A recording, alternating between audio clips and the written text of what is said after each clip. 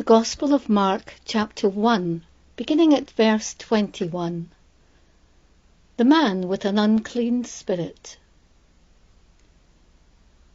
They went to Capernaum, and when the Sabbath came, he entered the synagogue and taught. They were astounded at his teaching, for he taught them as one having authority, and not as the scribes.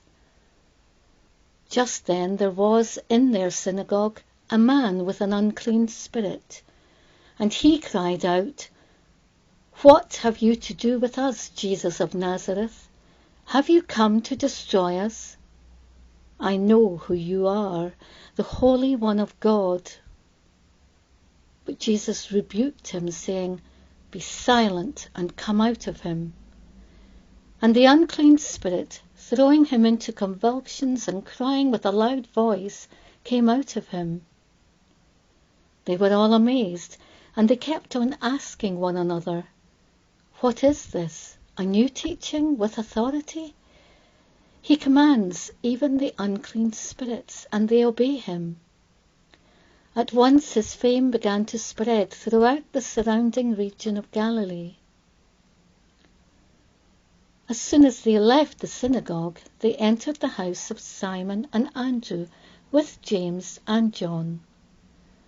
Now Simon's mother-in-law was in bed with a fever, and they told him about her at once. He came and took her by the hand and lifted her up. Then the fever left her, and she began to serve them. That evening at sunset, they brought to him all who were sick or possessed with demons, and the whole city was gathered around the door. And he cured many who were sick with various diseases, and cast out many demons, and he would not permit the demons to speak, because they knew him. In the morning, while it was still very dark, he got up and went out to a deserted place, and there he prayed. And Simon and his companions hunted for him. When they found him, they said to him, "Everyone is searching for you." He answered, "Let us go on to the neighboring towns, so that I may proclaim the message there also. For that is what I came out to do." And he went throughout Galilee, proclaiming the message in their synagogues and casting out demons. A leper came to him begging him and kneeling. He said to him, "If you choose, you can make me clean." Moved with pity, Jesus stretched out his hand and touched him, and said to him, "I do choose, be made clean."